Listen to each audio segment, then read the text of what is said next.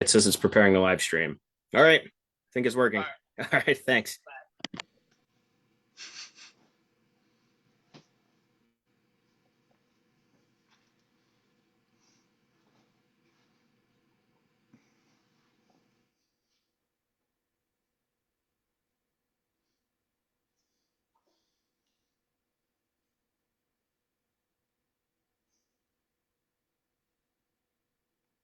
I believe that it is actually working right now. Nice. Some. All right. Sorry about that, folks.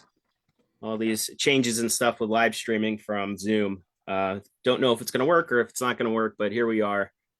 We are live with our latest installment of our Rev War Revelry series. Tonight, we are coming to you with Matt Gault of Fort Ligonier, the museum out in Western Pennsylvania. So, Matt, thank you so much for being a part of this tonight. Yeah, it's a pleasure to be here. Thank you. All right, and we're looking forward to learning about Fort Ligonier, yourself, as well as the Forbes Expedition and where that fits into the context of 18th century United States history, more specifically during the French and Indian War. So Nice. first, Matt, I want to ask you to kind of tell us about yourself, what got you interested in this period of our history, and what led you to Fort Ligonier. Yeah, so I'll be perfectly honest that I've always loved history. You know, as a kid, uh, my family there always had to be a historical component wherever you went. You know, if we went to Busch Gardens, you best believe we were stopping at Williamsburg. You know, if we were doing anything on vacation, we had to stop at a battlefield or a historic site. But really, I used to consider myself far more of a kind of a Civil War guy. And then I went didn't really see myself as necessarily a historian or kind of following like a researcher into an author type of position. So in college, I really focused on education. You know, wanting to be a teacher. My grandmother was a great influence in my life, and she was a teacher. So I really wanted to teach social studies and teach history and be able to kind of hit on all these different topics throughout our history. And by luck, you know, there was an internship opportunity at Fort Ligonier because I went to college in the area. And with that internship opportunity, I got the internship and I went there, completed the internship, and never left. I ended up staying on as, you know, part time, working there. And really, that's what fostered my love of this time period. You know, I've been there, like I said, since college now, so over 10 years. And I was part time, and then I was the assistant director of education, and now I'm the director of education there. And it really, this entire time, it's just always kind of continued to foster that passion. You know, you start telling this story almost like the spark notes, and then all of a sudden you start to really delve deeper into the stories, the people who are there. It's like, okay, so they play a role here, but I want to know them better. I want to see like what else are they writing about? What else is going on with them, and how does this impact the rest of their life? You know, what do they go on to do later? So that's really what got me into the French and Indian War, and the fact that really what I love about Fort Ligonier is even though, you know, we have this reconstructed site that sits on about 8 to 9 acres, you know, we have a fort that's there that's reconstructed. We have an awesome museum, but also it's not mentioned about in many textbooks. You Mhm. know, coming from an educator background, the fact that when you talk about the French and Indian War in a textbook that's, you know, this thick that kids, we get a paragraph for the French and Indian War, and Fort Ligonier is never mentioned. So I look at that as an awesome challenge of how can I, you know, bring this story to life about something that people really have no idea about. Now, I'm sure the people on here may have heard of Fort Ligonier just because they have this historical passion. They seek out this knowledge. But that's kind of like I view that as that challenge. So I hope tonight that when we talk about this, they'll learn something new and come visit us. Yeah, well, that's one of the main reasons we do these with people from historic sites like yourself is to try to get people out there, Yeah, get some love that. Love exposure. that. Because the more people that come out, that means the longer that these places are going to be around and Right. preserved. And we appreciate that. We love groups like this that are trying to spread the good word. You know, how do you continue to relate history and not just tell it, but get people to relate to it? Yeah, yeah, not just teach the history, but to learn from the history. Right. Now, because I know coming from working in a leadership program in Gettysburg, all these stories when we focus in on just the battles, the tactics. We kind of miss the point when we're not looking at the people themselves and how they are interacting with each other. There's problems in trust, communication, interpersonal relationships. Like they're all dealing with the same problems that we're dealing with Right. today. And the 100%. best way to honor, I feel, these men and women who have been caught up in all these tumultuous events is to use their stories to learn from and better ourselves as Yeah. humans today. So, 100%. That's like the background education. 100%. mhm. So speaking of education, as the director of education at Fort Ligonier, what is your kind of day-to-day role at the fort?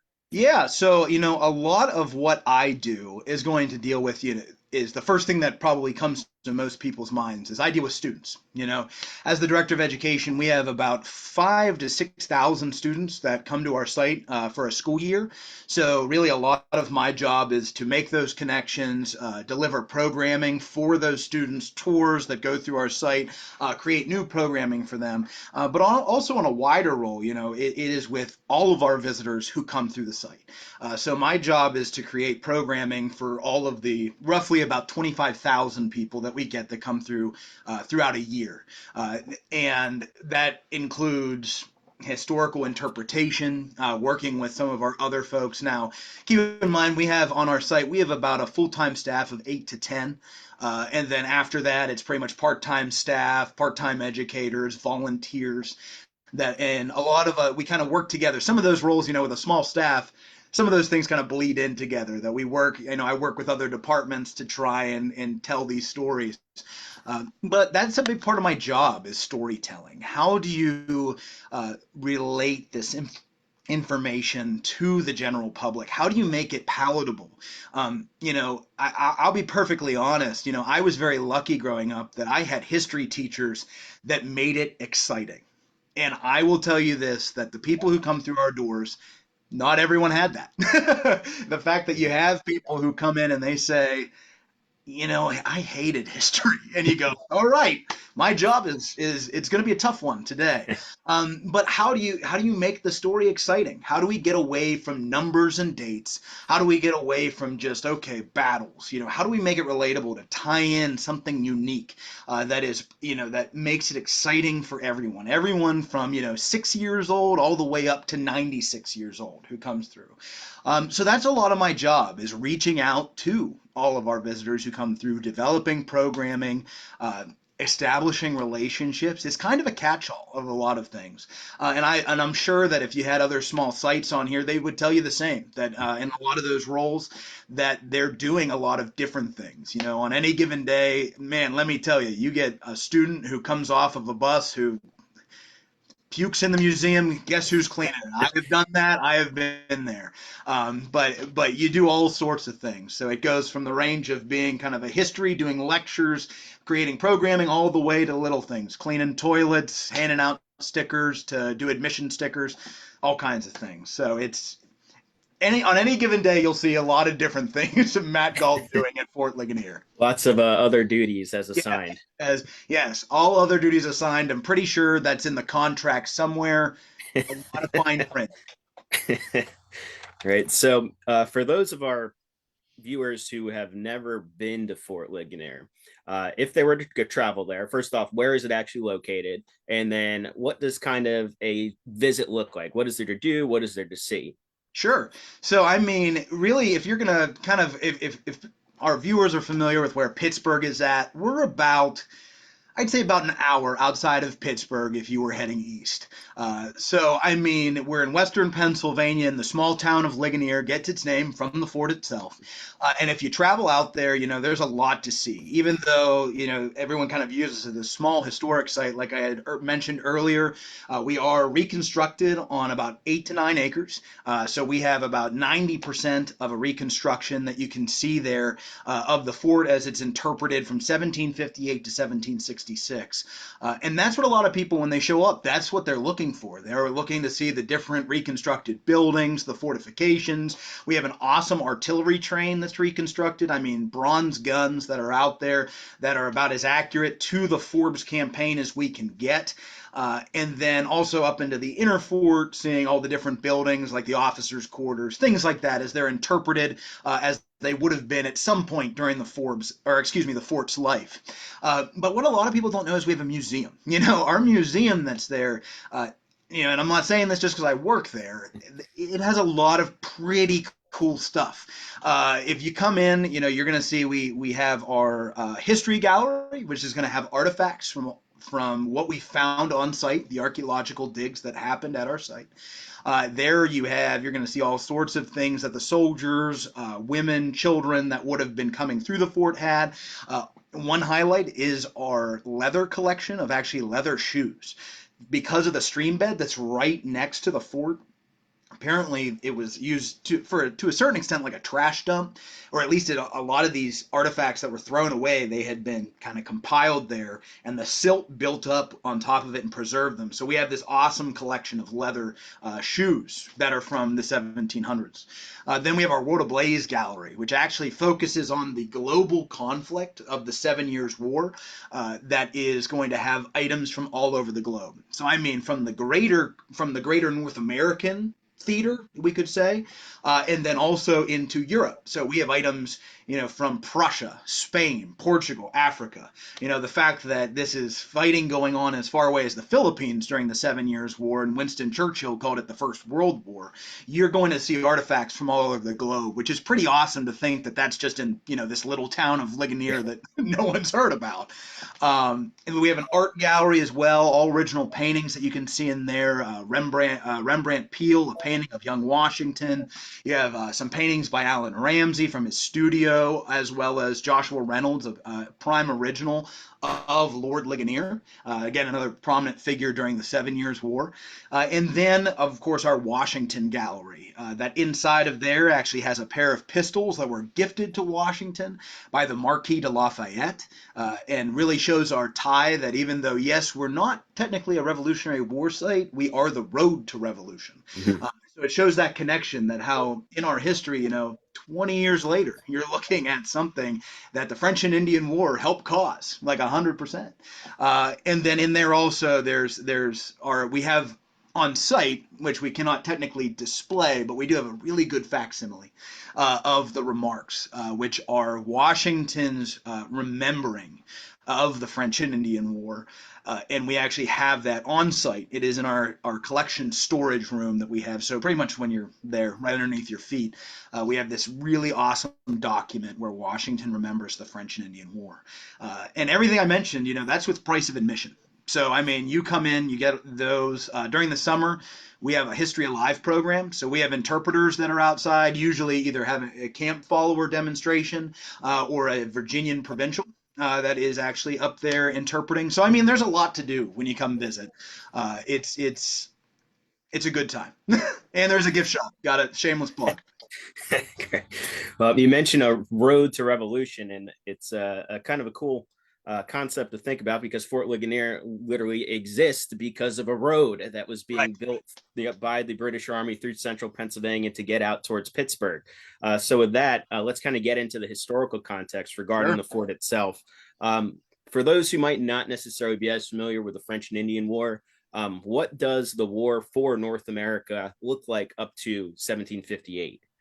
So I think a great way to do this, and something that's relatable to a lot of probably the viewers, or even just like when I said about earlier about visitors coming through, if you look at Washington's perspective, you see the conflict in the backcountry going on, and he experiences a lot of it. So a lot of what your viewers are probably familiar with when it comes to the French and Indian War is going to be Fort Necessity. You're looking at a conflict over the Ohio country that we see when we talk about the western frontier, that's going to be into the backcountry of Pennsylvania, into the Ohio territory, in this conflict that's going to come about specifically over the area of what we know as Pittsburgh. Now, I'm saying this in the sense of just the region that is very local to us. Now, there is going to be a conflict that spreads into a greater theater that we know up into the north, Great Lakes regions, forts, everything with that. But you see Washington being sent to the forks of the Ohio essentially to hold that, to reinforce and hold that position. And when when the French get there, they are going to kick the small force that is there out of the British without firing a shot. They start to establish their control there of what we know as Fort Duquesne. And then Washington's going to have that little problem he has at a place called Jumonville Glen, where we see the Ensign de Jumonville. Since we're in western Pennsylvania, we mispronounce everything. So Jumonville, that is, he is killed at a small skirmish, and the French are going to pretty much hold that against Washington. And whenever they come out and deal with him at Fort Necessity, which is in almost every textbook that we ever read, Washington is going to be forced to surrender when he signs the document there. That's essentially going to be the beginning of what we know as the French and Indian War. Now, keep in mind, there isn't going to be war declared between the French and the British really until 1756, but there is conflict out on the frontier in what we know as the western parts of the colonies. Out here in the mid 1750s. So after Fort Necessity happens in 1754, in the very next year in 1755, and I know you've had Dr. Preston before come on and talk about Braddock's defeat, but General Braddock is then sent up to take Fort Duquesne. And that fails. You see the Battle of the Monongahela, or Braddock's defeat, on July 9th of 1755, which again sends these ripples or shock waves throughout the colonies, the British colonies, of course, and the fact that the French are saying, hey, we're doing okay, and being able to control the forks of the Ohio and Fort Duquesne. And again, Washington is present for all of this. So as a kind of that Virginian representative, he's seeing all these things happen. I think this, to tell this story and kind of looking through the eyes of someone who we're all familiar with, to a certain extent can make it relatable, because he's experiencing all of this. He's experiencing difficulties in leadership. He's experiencing difficulties in battle. At Braddock's defeat, he's going to witness a terrible, devastating fighting that happens. He also then witnesses someone who he's at least on relatively good terms with General Braddock, killed in front of him, essentially. And it's going to leave an impact on him, and it's going to leave an impact on what we know as our history, because after that, the French are firmly in control of the Three Rivers and the Ohio Territory, and the frontier that had once been kind of pushing further and further west for the British now was either coming to a standstill or inching slightly back towards civilization, because now you were continuing to have these raids by the French and of course their native allies and speaking of Native American nations getting caught up in the middle of this, they're a whole role in this as well. So it's hard to hit on all these things, but with that all happening, by the time we get to 1758, war has been officially declared in Europe. So now you're going to have this context of it's a global conflict, and we're going to see that the kind of what's going to happen with Forbes, General John Forbes, is he's going to be now tasked with taking the forks of the Ohio in 1758, along with a few other pronged attacks. But that's really the lead up until that point. You have chaos, you have frontier fighting, you have raids on the frontier.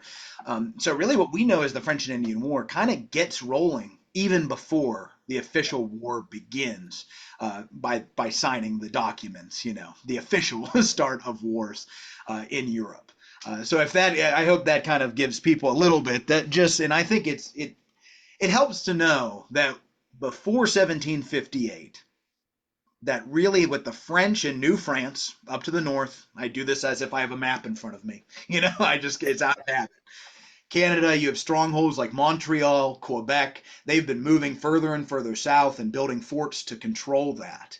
And up until 1758, we're going to see that the French are firmly in control and able to hold that, being able to utilize a lot of their Native American allies and how they fight in the wilderness. That's going to allow them to do that. And really the British are kind of going to be trying to figure it out as they go along. You would think, because the British technically by sheer numbers, they outnumber the French in what we know as North America and the colonies respectively, 10-1. you would think that the British could just steamroll. But it doesn't happen that way. And when you start to dive into some of the primary sources, you can see why. But keeping that in mind, up until about 1758, things are not going well for the British, and the French are able to hold on to the Ohio Territory, even though not having superior numbers. Yeah, and you mentioned that not having superior numbers, outnumbered basically 10-1 when it came to population. Right, But come 1758, like things have been looking very well for the French. But right, they know too, there are many French officers there, like the Marquis de Montcalm, in particular, who knows that this is just it's a fight against time. There's right, no way that they'll be able to hold on to New France, especially with the war escalating and growing right. into the 7 Years' War. But I always thought that the 1758 campaigns were very fascinating because not only is it the turning point of the war for the British, Yeah, but it's basically they're replicating the same exact strategy they used in 1755, just at a much larger scale this time, where right. we'll be talking about what they do in Western Pennsylvania, going after Fort Duquesne, but also up the Lake Ontario, the Lake George, Lake Champlain corridor, and Nova Scotia too. So, what is Britain's kind of overall strategy for this year, and what happens at all those other places? Right. So, as you mentioned, the turning point, the year of victories or the year of miracles, as we start to go from 1758 and then, of course, into 1759. Really, I think, and this is something that, I mentioned earlier, Dr. Preston, but making the point that Braddock's defeat causes really the British to now shift their focus. That I mean that there is going to now be a complete they're trying to remove the French from New France. I know when you mentioned the other campaigns, essentially moving up to taking these areas, sending much larger forces, other soldiers to remove those strongholds. Like I said, especially when you get in to 1759 and those later years, to take Montreal, take Quebec, and essentially cut off what will become Fort Duquesne from New France. And we see that they're able to start to turn things around. And that's really what is going to go on in 1758 and 1759. And the Forbes campaign is just going to be a small part of that. To a certain extent, you could kind of consider it the redheaded stepchild of these campaigns. And Forbes kind of looks at it that way too, because they're putting a lot of these resources that they know it's you have to take out essentially those strongholds, because if you can remove those, Fort Duquesne is going to end up being on an island. Mm-hmm. It's going, and even so much so, by 1758, Fort Duquesne is seeing supplies dried up from New France to the north. Their main artery becomes the Illinois country. So you're looking at that main artery it's actually further west as opposed to what we traditionally think is Canada. So really that plays a huge part into all of these campaigns that you mentioned earlier with those, other leaders and other generals that are so famous to this overall story of the French and Indian War happening further up to the north into New York, into the Great Lakes regions, of course. And my thing is, if you want to within those campaigns themselves, you said that we'll talk a little bit about reading material a little bit later on, but I could suggest so many different books that would focus on all those different campaigns. But like I said, it is a multi-pronged attack that's going to work on attacking New France and removing essentially the French from what we know as that New France area in Canada. All right. So, what was the Forbes expedition or Forbes campaign? Who were some of the key players involved in it, and where does Fort Ligonier itself actually fit into that story? Sure. So really, whenever it comes down to the Forbes campaign, it is the conquest. The goal is going to be of Fort Duquesne. You're going to see that you can make the obvious connection to the Battle of Monongahela and seeing 3 years earlier that General Braddock had failed. He had not been able to achieve his goal. He had gotten out miles just outside of it, and was attacked in a devastating fashion by the French and mainly their Native American allies. And he was forced to retreat. He is not able, he essentially goes into winter quarters in July, and the campaign is done. For the next 3 years, you see the frontier being, as I had mentioned, controlled by the French and their native allies.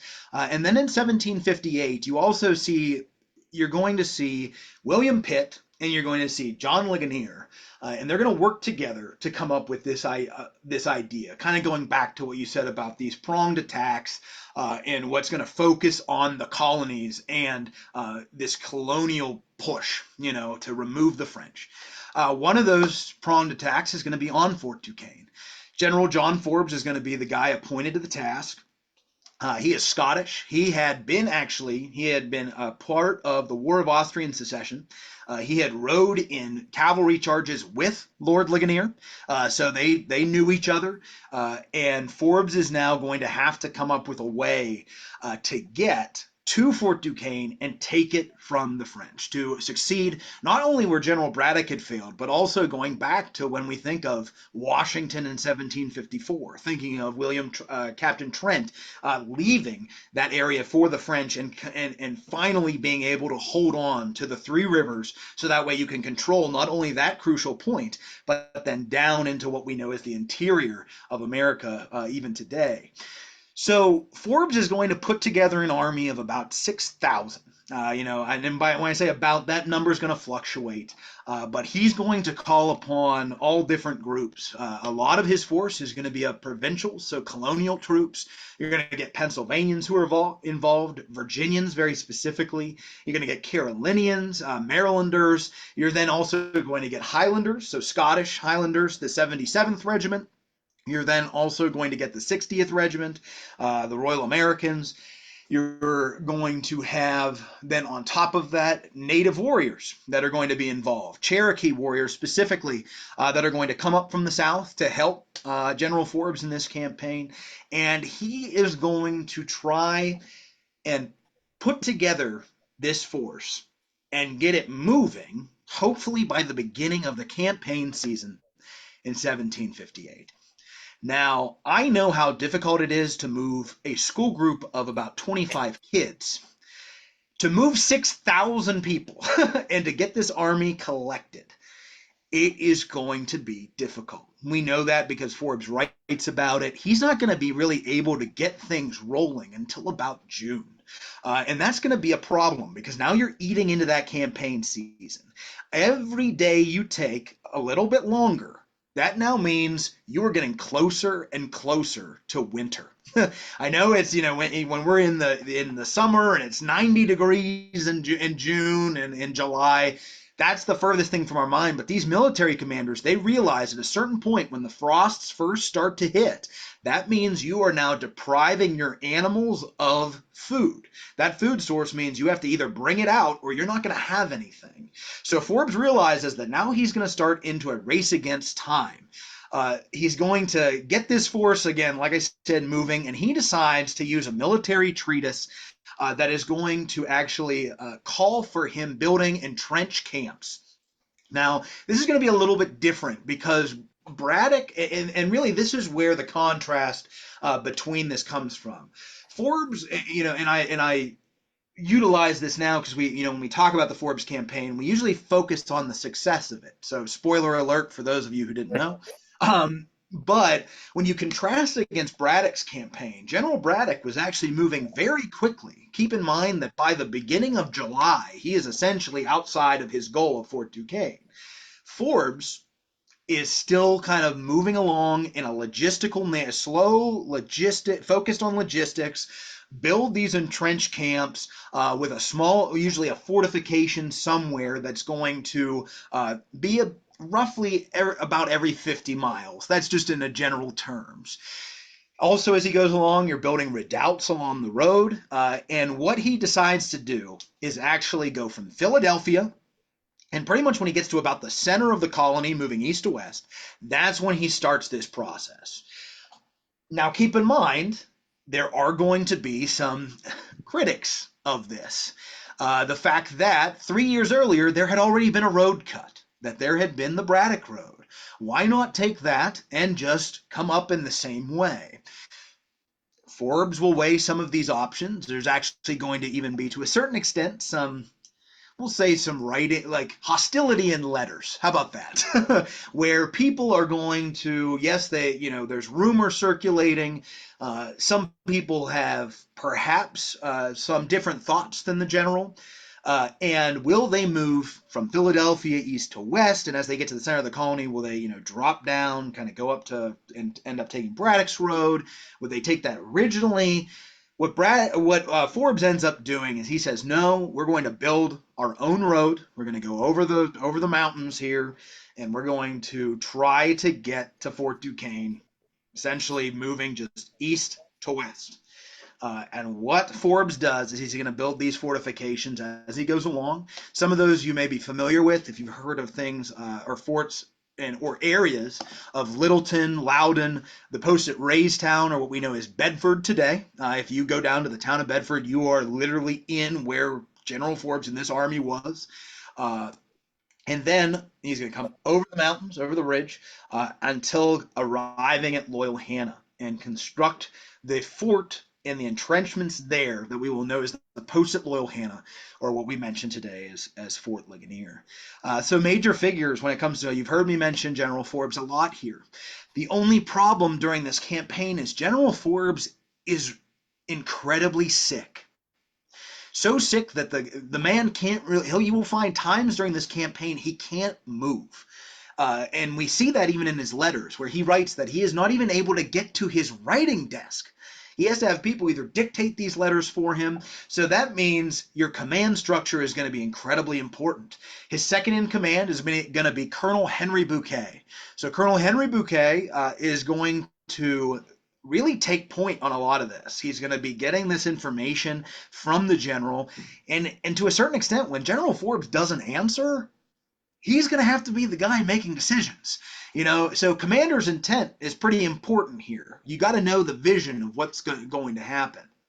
So Colonel Bouquet is going to be really a key player here. A few other names that we're going to have that are famous not only to the French and Indian War, but even getting on a little bit later, of course, is going to be George Washington. I think we all know him, mentioned him earlier. Colonel Washington is going to be with the Virginia Regiment. He's going to join this force coming up to get to Raystown and then over. And then also you're going to have a few other figures, Adam Stevens, he's a big name. You're going to have Colonel James Byrd, who's also, he's really the guy who helps build what we know as Fort Ligonier or the post at Loyal Hanna. Major James Grant, who is also going to be a rather famous figure during the Revolution for some of the comments he had about the colonies. But he actually, he has some pretty famous events that happened on the Forbes campaign in the sense of some military debacles. And really to kind of to bring this all to Fort Ligonier and our story. Really, we see in 1758 that as that campaign season goes on longer and longer, they do not get to the post at Loyal Hanna until about September to start building entrenchments. Beginning of September, we are running out of time. This is now we gotta go if we're gonna make it to Fort Duquesne and lay siege. So you're going to have some issues, and these 3 months, September, October, November, are the most crucial moments of the campaign. And I'm sure you could make that argument for any campaign that, hey, the end of it is going to be a big deal. But in September, you see this start to the pieces that had been fraying, the communication that had been an issue. Now it's coming to a head. Are we going? Are we staying? One of the most vocal people about this is going to be George Washington. He sees this as a math problem. He says, I do not understand, not understand, but I do not see it as feasible to take Fort Duquesne this campaign season. It's a math problem. We can't do it. He sees it that way. Forbes is also writing back saying, I need to know, what forces you will be willing to commit if winter comes and we have to hold this position. Am I going to get stuck out here on the other side of these mountains in the winter? Because I don't think now that we've got the artillery this far, I'm not sure we can get it back. So all of this is going to be kind of swirling in those months. On top of that, Major James Grant, once we get into September 14th, he's going to take a reconnaissance force outside of Fort Duquesne, and he has a mini Braddock's defeat that essentially happens. Apparently, there's this miscommunication where he decides, hey, he thinks he can force the fort. He goes out with some wishy-washy orders, decides to try and force it. Only issue is it just does not go well. It's a complete debacle. Grant himself is captured, and now the French firmly know that Forbes and this army are on their way. They knew it already. They had scouts, but now you have this force that had attacked, had failed. They know they're coming. The very next month, October 12th, is going to be when we have the attack on Fort Ligonier. And that's going to be kind of one of these moments that's going to be a raiding force from the French that they come out and they try and slow General Forbes down. And I know we were going to say we might talk about the battle. Yeah. Real quick, that's actually going to be my next question. Right. So good segue. But before we move into that, we do have a question from one of our listeners. Oh, great. Christopher Jenkins, and this is kind of about bigger picture stuff when it comes to the French and Indian War, 7 Years' War. Sure. He asked, did the British see the North American theater of the French and Indian War as primarily about defending their colonies or primarily about kind of keeping another front open against the French to drain their resources? That's a good question. I'm sure you could probably make arguments for both of those. You're going to see a lot of those, I'm sure, colonial leaders that feel that this is a defense of the frontier. Mm-hmm. They're going to make that argument. This is a defense of the frontier. But that's also then for those people who, again, that kind of the orchestration of Pitt and Ligonier, they're going to see this as, okay, yeah, we have multi-fronts here that we got to focus on. How is this going to play into this overall picture? So I think in the sense of that question, I think it could go both ways. And I think it looks at what specific perspective you're looking at. Because again, the Virginian governors, George Washington, this is a defense of the frontier. This is, yes, of course, there's some things to gain. There's elements here that are going to play for colonial interest too. Pennsylvania is going to be looking at the same thing. But I'm sure you could make an argument for both of those things if that makes sense to the listener. Great question. Seriously. Yeah, I think from. Oh, sorry. Go ahead, Billy. No, go ahead, Matt. Well, I was going to say, and I think a lot of I know we'll get to reading material later, but the Crucible of War does a great job by Fred Anderson of kind of looking at all of this in the sense of that context, bigger picture, and kind of analyzing some of those different elements that you're looking at, different perspectives. So if I could suggest that, I know I focus a lot on Fort Ligonier and kind of that perspective, but there are a lot of scholars that do look at questions like that, those different elements. Yeah, I think from Pitt's perspective, he understands that the British have the resources necessary of dealing a devastating blow to the French Empire in North America, because the British Empire there, the British colonies, are much more valuable to the British than New France actually is, economically speaking. Right, 100%. France itself. Yeah, and that plays into this again. It's this the strategy that they put together is amazing. Honestly, when the way they turn things around, and that's all a part of it. What you're mentioning. They recognize all these different components and they tie them together where they weren't able to do that previously. So I think, yeah, it's a great point. And you mentioned Pennsylvania and how all of these different colonies have their own specific interests that Sure. they're going to be keeping in mind throughout the war. And I think it's fascinating, just the argument of where the road should be built. Right. Initially everybody assumes, including the chief engineer John St. Clair, that they're just going to use Braddock's Road again. Right. But then this new path is cut, and it's a much shorter than Braddock's Road, but also for morale, it's probably not great to be marching these men along that that road that literally.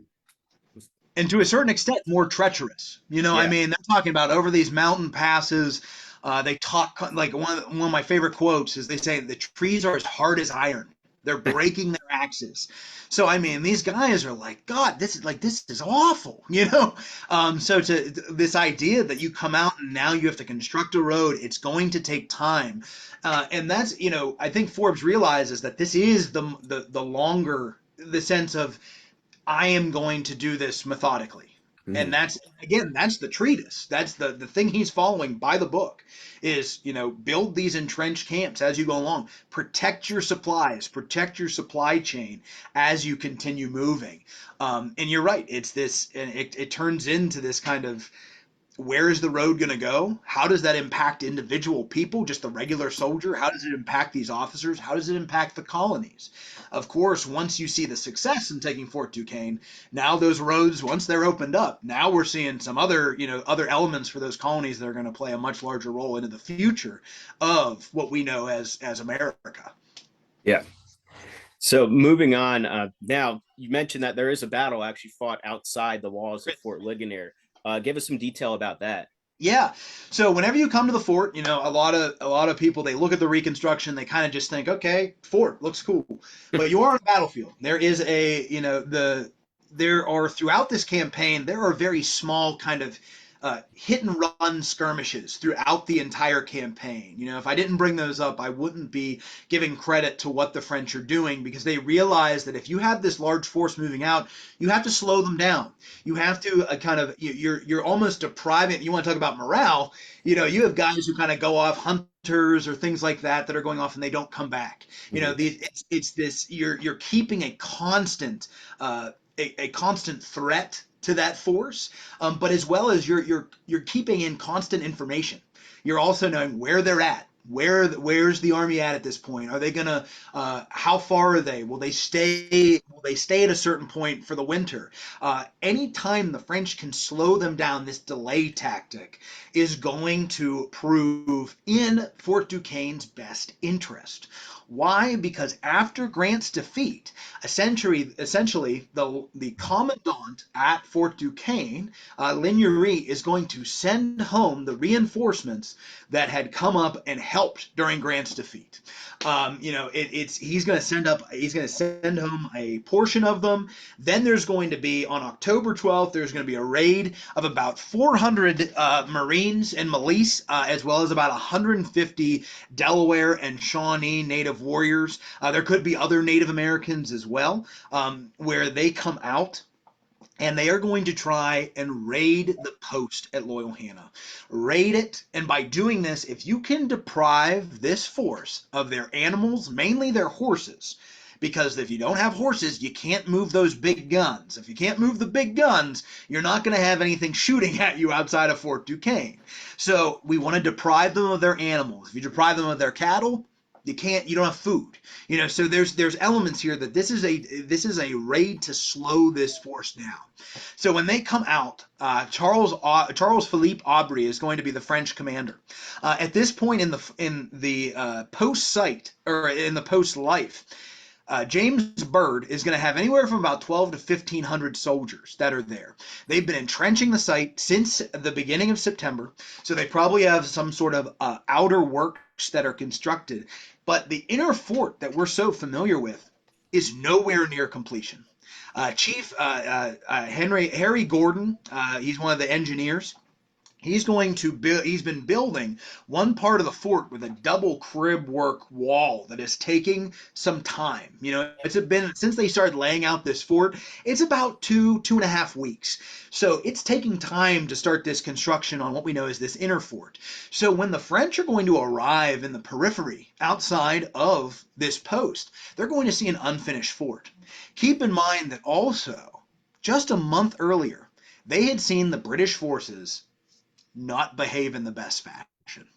They, you know, at Grant's defeat, they had seen a lot of the troops break and run. They had seen chaos. They had seen miscommunication. They had seen something that they viewed as incredibly disorganized, and even so much so that they believe perhaps the British will do it again. So Aubrey, and what he ends up doing, and we only have certain accounts that can give us this perspective of what happens on October 12th. We have Colonel Burt. He writes a few very, very nondescript letters that say, Hey, there were 12 guns that opened to the southwest. I sent out detachments to go deal with them, but immediately the firing ensued. It continued, it increased, so we had to send out more detachments. They were driven back in, and then pretty much after that, we used the artillery to drive the French off. We do have two maps that show us where the battle was fought in the sense of where the collision of these troops happened, as well as one that specifically denotes the French army's line of attack, which puts it actually at the top. If you go on Google Maps and you see the top part of the fort, or the part that is facing to the east, back towards where this army is coming from, that was actually the most vulnerable part of the fort. That's why Harry Gordon, the engineer, had started to build that really big work like that. And he was right, because that's the side the French attacked from.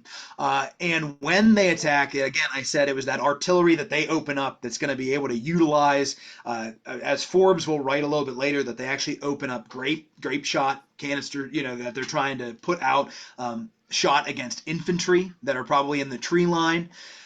They fire that out. And that's what is going to drive the French back on the 12th. They are going to kind of prod the defenses throughout the night. They even there's an attack on one of the redoubts that is repulsed. At that point, the cattle, as this is one of the accounts, they break out of the pen and they run. So imagine, this chaotic scene, especially it's dark when they do this. They attack one of the redoubts. The cattle are like stampeding all over Stampede. them. It's wild. But the British are able to hold the post. Surprisingly enough, as I had mentioned, all these big figures, General Forbes is not at the post yet. He's been sick. He's actually the whole way. He's back in the middle of the army essentially. He hasn't been able to come up to the front. Colonel Bouquet, not there either. He's on the wrong side of Laurel Hill. He's back along the road. He's been at these other encampments. And he realized that he's not here. He's getting letters from Byrd. He's here. He's getting information. He'll even be able to, as he's on the other side of the mountain, pretty much, that he can hear the cannon fire. And Bouquet will write, because there's so much of it, he believes there must be great devastation to the enemy. And Colonel Washington, he isn't there either. Surprisingly, he's back along the road again. He's getting his forces together to come up. So really, it's Colonel Byrd who holds down the fort on October 12th. And when Colonel Bouquet actually gets back, when he arrives at the fort, I can only imagine what he expects. This battle that ensued with such great use of artillery. The French will report that they had 2 dead. Then the British will report that there was about 4 French dead that they buried. They'll say that, oh, there were more, but the French had time to bury them. So, Sure. we did a good job. But so really, what happens on October 12th is the fort, the entrenchments, they do their job. Hmm. Byrd, he's not kind of out, he's not attacking something, but he's able to retreat and hold up in that, and he's able to hold that position on the 12th. The French will say, because they didn't make a sortie out, they did not try and move out to attack the French, that they couldn't do much, and because they were under artillery fire, that they had to get out of there. And that's exactly what they did. They went back to Fort Duquesne, but they had achieved their goal of, they took almost all of the horses that were at that post at that point. And this means that this is a blow to Forbes, it's a blow to the army, it's a blow to Bouquet. Colonel Bouquet will write that this engagement is embarrassing. They say that. Forbes, when he writes to his superiors, he says, I hope that the casualty list can be sunk a little bit. Because they are like, it's fascinating that they are like, great job holding the fort, Byrd, but my goodness, we needed you to do something. We need a victory here. But Bouquet does say that he's going to pass it off as kind of a moral victory for the troops. Yeah. That they held the fort, and they are still, it's a victory that way. So you could kind of look at this both sides as claiming victory to a certain extent on October 12th. So, despite this setback, Yeah. what was the ultimate result in the end of the Forbes expedition, and what were the consequences? Right. So October 12th, at that point, now you have the French who have come out, they've raided the post, they've projected strength to a certain extent. Even though there is and I'll mention there's a prisoner taken after that attack, and he gives some information that is good and bad, about Fort Duquesne. He says that there's all these reinforcements. Bouquet says, I don't believe him. It's kind of this back and forth. It gives us some idea also about like what the idea for the attack was. That hey, it was to take all the horses. It was to delay. Um, the French realized that if the British would break and run pell-mell into the fort, they said the idea was just to follow them in. So it shows that they don't really respect them on the field of battle in Yeah. the frontier. So after this point, you have about a few weeks, where you're getting into November, where now we are reaching the breaking point of this campaign. Again, I said earlier, we talk about the victory. We talk about the success of the Forbes campaign. When you go back and you look at it, it isn't looking that way whenever you get into November. I mean, up until November 11th, this campaign is undecided. And I mean that because on November 11th, Forbes will have arrived in early November. Washington gets there at the end of October. You're getting the army consolidating. They're still all coming up. So you're getting more of this force that's going to kind of come together. That's going to be anywhere from between 4,000 and 6,000 strong. And that's because, of course, you have sick, you have other elements that's going to kind of lead that to fluctuate. And Forbes is going to have to call his officers together. He's going to call Colonel Bouquet. He calls in Washington. He calls all these officers, and they have to decide what to do. And keep in mind that while this was all going on with the Forbes campaign, General Forbes is also very cognizant of what's going on at Easton. There is something that's going to happen where what will eventually result in the Treaty of Easton that is with many of these Ohio Indian nations. Will they essentially have a ceasefire against the British? Not necessarily will you ally with us, but hey, whenever we come out here, will you not attack in that element? So trying to broker some sort of really tentative peace during this time. And Forbes is cognizant. He's waiting on information from Easton because that's going to play into this decision. And he does get good news for this Council of War because they There, cite it. there are a lot of Quakers who are involved in those Right. negotiations, Yeah, right? you're going to have a lot of these essential peace talks that are happening. That's going to try and because if you can deprive the French Mhm. of their native allies, you would be able to say it would be a lot easier to take the post. And also, it leads to less raids on the frontier. I mean, this is all. It's all, of course, on the greater scale of the colonial element as well. But Forbes does get good news about this treaty, these treaty talks, these negotiations, and they have this information. They have the information from that prisoner. They have the information kind of the scouting parties they've sent out of Fort Duquesne. But when they make they make a positives and negatives. Like pro and con list. It's kind of wild because we still do that today. And they end up with they say that the negatives outweigh the positives, and they say we're going to stay here for the winter. That this is the decision. So much so that means if you stop the timeline that we know is history on November 11th, technically the Forbes campaign for that campaign season has failed Yep. on November 11th. And I would be remiss if I did not mention a historian friend of mine, Christian Fear, who does a great talk on this, where he, pointing out that this is really like this campaign is not set in stone. This is not have just victory written all over it. Instead, November 11th, the decision has been made. The army will stop at what we know as Fort Ligonier. And at that point, the guy who had been saying this the whole time was Colonel George Washington, you know?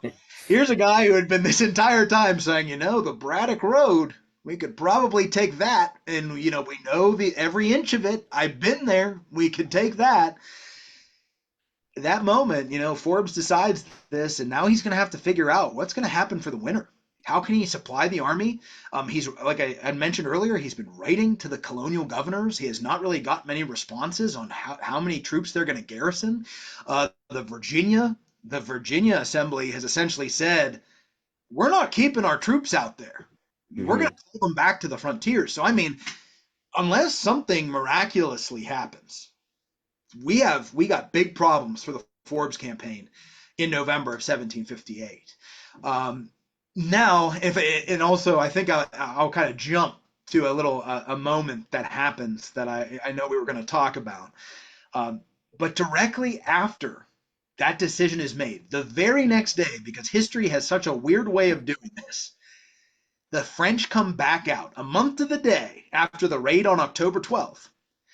They come back out with more native warriors, a contingent this time, and less Marines and milice. Probably anywhere in the ballpark of 200 to 400. We have differing numbers on that. And they come back out to raid the post, but they don't get as close this time. And there's going to be about 500 Virginians under Colonel Mercer who are sent out. Again, another George Mercer, another name that is going to be involved later on in our history.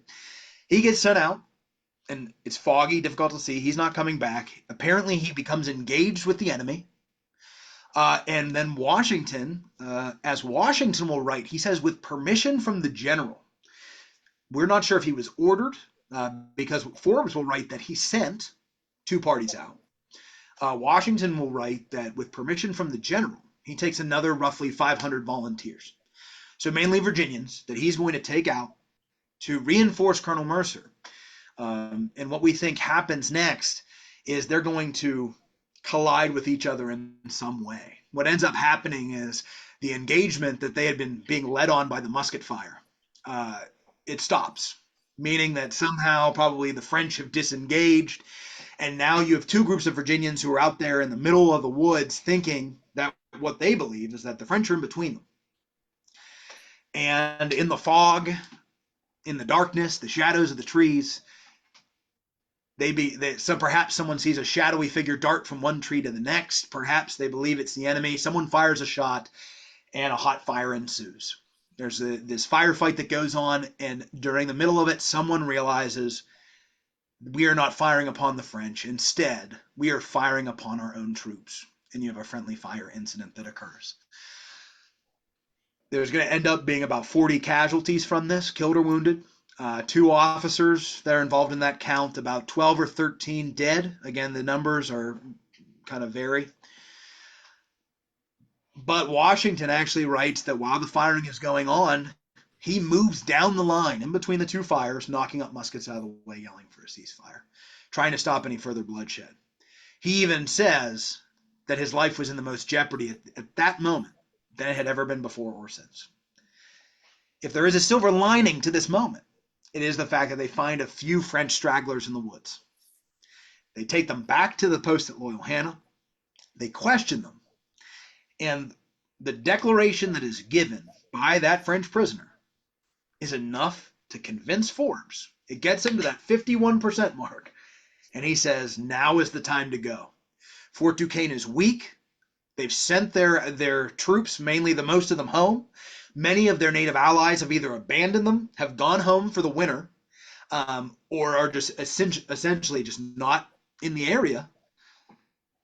And he thinks now is the time to strike. And they will immediately move their force to attack Fort Duquesne. And when they arrive outside of it, rather than finding an enemy that's going to try and prepare for some sort of battle, perhaps like the Battle of the Monongahela, or perhaps digging in for a siege, they find none of that. Instead, they find that Fort Duquesne has been burnt to the ground and has been abandoned. And the French have essentially said, if we can't have it, neither can you. And they have hightailed it back up north. To really, and again, I will highlight this. This is not the end of the war. This is more of we're going to go up here and they reconsolidate their power. Fort Michaud, they're going to have there also, there are uh, of the Delaware or of the Lenape, there are far more pro-French there in that area, and they're going to reconsolidate up there. So really, this campaign ends not with some climactic battle, not with some amazing artillery barrage that Forbes had brought with him that's going to blow essentially Fort Duquesne out of the point, but instead he arrives. He's going to be carried in there on his litter because he can't walk, and he is going to claim victory and be able to name that spot what everyone is familiar with. But he was Scottish, so he called it Pittsburgh, not Pittsburgh. And then the British will then build a small fort there for the winter to try and hold that spot. They know that this is tentative. They know that this is going to be, that they want to hold this for the future, of course, that they want to build something stronger. But we got to get through the winter of 1758 and 1759 first. So the Forbes campaign does then end with success. It comes from that, from this, this terrible military mistake that happens that actually then leads to this decision to change and attack Fort Duquesne, and the French abandon it. Yeah, so in the end, 1758 ends on a high note for the British. It does. They're It's like, finally able to take Fort Duquesne. right. At the same time, it's like, the campaign kind of, you could say, ends with like a whimper. Yeah, it's kind of anticlimactic. It's Yeah. like, but it, exactly. But at the same time, it does end in victory. Yeah. So much blood had been spilt trying to capture the Forks of the Ohio, and they finally did it. Now, oh, still there, Matt? There you are. All Oh, right. sorry about that. Yeah, I guess my my my internet went there for a second. It's But beautiful yeah, weather out. Jeez. never fails. Yeah, But yeah, sorry so about you that, have Billy. Fort Duquesne's captured. I mean, even before that, Fort Frontenac captured by Yep. James Bradstreet on Lake Ontario, which essentially cut off Fort Duquesne's supplies line. And then you have Louisbourg that's captured up in Nova Scotia finally. But then the only down note was the disaster at Carillon. And, Yes. almost a year to the date, 3 years or 3 years later from Braddock's defeat, Right. the British Army in North America suffers its greatest defeat during the war, losing over 2,000 men. But going forward now, you mentioned that, so we approach the hour mark. I just got a few more questions for you. Sure. Yeah. They have to survive the winter, and they have to figure out, what's the strategy next? What are we going to be Right. focusing on going into 1759? Because obviously it's not Western Pennsylvania anymore. Right. So what happens to Fort Ligonier after the Forbes campaign? So it really becomes a main artery for Fort Pitt. So you're going to get this. The thing is, as you see these frontier fortifications, you have to understand that as these are temporary deposits that are meant to supply the army in this campaign moving forward in 1758, when Fort Pitt is constructed, it is meant to show dominance. It is meant to show permanence that is going to be at the forks of the Ohio. So really what ends up happening after that is, and I had mentioned earlier, we see that the war is not over. There is going to be, the French do have thoughts of trying to take the forks of the Ohio again in 1759, that there is going to kind of be this back and forth to a certain extent, that if they're successful, they'll bring a force down. They were planning to bring artillery, bringing troops back again, native warriors, to come down and either attack the forks of the Ohio and the small fort that was there and whatever was started at Fort Pitt, or to actually come down and attack Fort Ligonier and cut off the forks of the Ohio. Because again, like I said, that artery, if you can cut off, either you take the forks of the Ohio back, or either you take Ligonier and now you've cut off a supply point to Fort Pitt in the forks of the Ohio. We even see that there's another attack in July of 1759 on Fort Ligonier, that the French come out and they attack and raid. So it kind of shows the precursor of what the French were trying to do, that they were going to come back to this area and hopefully take the forks back. But whenever they amass this force, again, when I said that kind of trick of fate in history, what ends up happening in July of 1759? The British put Fort Niagara under siege. Mm-hmm. At that point, Niagara needs all the reinforcements it can get. That means people who had attacked Ligonier the year before, Aubry, Ligonier, who was the commandant at Fort Duquesne, they hightail it up to Niagara, and you're going to have the siege of Niagara and the Battle of Belfamy, where sees that Ligonier is actually going to be wounded and dies from his wounds. Aubry is wounded there. He will survive and go on to be involved again in our history books. But because you have this, this contingent that had to go up to Niagara, you don't see then the French coming back down here a ton after that. After 1759, we see far less in the sense of the French influence, but there is going to again be still many of these Native American nations that are out here that are going to be involved in the fort's life as you go throughout the rest of the French and Indian War. It officially ending when you have the Treaty of Paris. In 1763, you're going to have Pontiac's War, which is that could be a whole nother podcast episode within itself. But the fort is involved in that. So it becomes kind of a frontier fortification for the next 8 years, 1758 to 1766. And really by 1766, it has been rotting away, falling down. Garrison is minimal. It goes from having over 6,000 people there in 58 to sometimes it has like 7 guys that are there.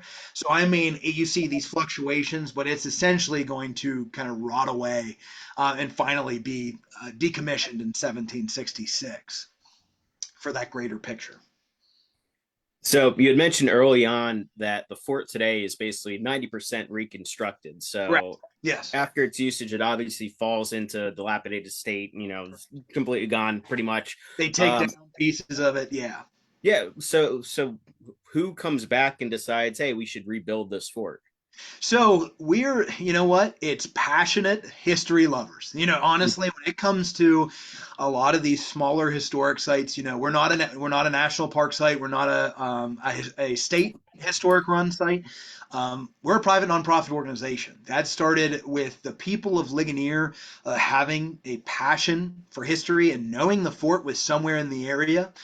They had preserved 2 lots. The DAR did in the early 1900s, the 1920s, 30s, and then after that, it's been this ongoing process of preserving, doing archaeology, rebuilding. We know that by the American Revolution, there was nothing left of the fort. That by it's really 1766. After that, it's all pretty much gone.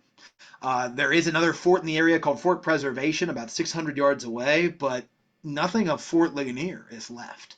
So it's really, committed people throughout the 1900s that are going to do research and then reconstruct what you see today to see the reconstruction of Fort Ligonier that we actually have. All right. Well, that's awesome, and we're grateful for them that they Yeah. had this vision and were able to rebuild this fort, and it's something that people can come and visit today. But going forward now, 2 more questions. Sure. Talked a lot about good books, Right. good books to read. Yeah. What are some recommended reading for you, whether it's just on Fort Ligonier or the Forbes Expedition in general, and Sure. heck, even the French and Indian War? Of course. I'm going to give our listeners some Well, I ideas. mentioned earlier, which I'm sure others have recommended this, Crucible of War by Fred Anderson is like one of those pivotal works that focuses on this conflict, in many different ways. So I would suggest that, but I would also, I can't tote enough David Preston's book, Dr. David Preston, about Bragg's defeat in the Battle of Monongahela. Just also a plug, we have a small historic site in Braddock where we also talk about the Battle of the Monongahela. So I can't plug that book enough. Great scholarship, awesome storytelling. When it comes to Fort Ligonier and the Forbes campaign, Fort Ligonier itself doesn't really have a book. It has an archaeology book, like you can see the main excavations that happened. But really, like the only book written about Fort Ligonier is entitled Fort Ligonier in Its Times, and that's from like the 1920s, 30s, 40s. It has some good information in it, but anything that is over 50 or so years old, we find out new information. We find out new resources. So one thing that I will recommend on the Forbes Expedition is To Risk It All, and this is by Michael McConnell. It's great. You know, I mean, it gives a great overview. It talks a lot about Native American relationships and those elements too of what are going on with like Easton and someone we didn't even mention, Frederick Post, when he goes up around Fort Duquesne to try and get Native American support. So, I mean, this is a great book that kind of gives a good overview of the Forbes campaign and looking at that entire element. And if I, like I said, if I had to give three recommendations, those would probably be my top three right there, that are going to give you an awesome picture of not just the big of what's going on, but then with Braddock's defeat, you have something that's mentioned in like every textbook, and it gives you a deeper understanding of it. And then this gives you a deeper understanding of something that's never mentioned in a textbook, even though it ended in victory. You know. That's awesome.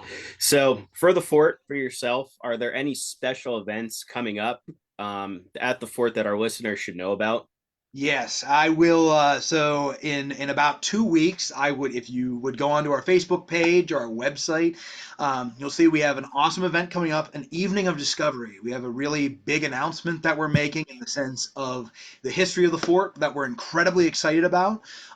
If you aren't able to join, just stay tuned because this is a story that is not just, an announcement is just not one thing. I mean, there is a lot of work that has been done, and there's still a lot of exciting work that is going to continue. So stay tuned for that. Again, like I said, that's July 11th. That is an evening of discovery, and then we have events all throughout the summer. I mean, we have all sorts of things that are going on. Our big event, when it comes to a reenactment, is in October. That's going to be Fort Ligonier Days. And that happens usually the second full weekend in October, where we do have reenactors come and they commemorate the anniversary of that attack we talked about, that raid on October 12th of 1758. But in between that, there's all kinds of stuff. I mean, we have daily programming that we have going on. There's always something going on at Fort Ligonier. So, I mean, whenever you come and you pay that admission ticket, I just, not just because I work there, but I do think it's well worth it. And also, when you pay for that ticket as the art organization, I try and tell everyone who comes through the door and participates in a talk, we just appreciate that so much because that's the only way we keep the doors open. Yeah. You know what I mean? That's how you keep the doors open, you keep the lights on. That's how you reach out to foundations. You say, hey, we have this many visitors who are passionate about history. We want to continue telling this story. So Mhm. where people might say, that admission ticket is like, man, I spent like, $15, $20 to go there. You are an active part of That's keeping, right there. I mean, in crucial ways. So for everyone who's listening, thank you. If you have visited the fort, thank you. If you're listening, thank you, because we appreciate it. Yeah. Buy that ticket, you become part of the preservation story of Fort Ligonier. Right. Yeah. At so Just many by of these historic also we have sites. we got memberships, Mhm. Never, you want to be a part of the society, join us. Well, this has been great. Fantastic time. Thanks, Matt, for doing this. We hope to have you on again or come to you to talk about this discovery Yeah, that you're going to be announcing. I think we could get you guys out to maybe on site. That would be pretty Yeah, cool. that would be absolutely fantastic. Yeah. And I guess we're going to have you back on to talk about the Pontiac's Rebellion too now, I that you just mean, planted that seed. there's so much. I mean, you could have we should have a podcast of just Fort Ligonier. I don't know what we're doing. I guess that's my next part of my job. So thank you. Yeah, don't burn yourself out. All right. I know staffing capacity is always it's always a tough thing to get past these days. Right. But hey, we all love job security, right? Yeah, that's true. All right. Well, thank you, Matt. And thank you to all of our listeners for tuning in tonight. Join us in 2 weeks on July 13th at 7 p.m. for our next Rev War Revelry. We will be sitting down with author and historian Tom McMillan to discuss his latest book, The Year That Made America. Nice. Yeah. Thanks again, Matt. Thanks to our listeners. And I hope you all have a good night.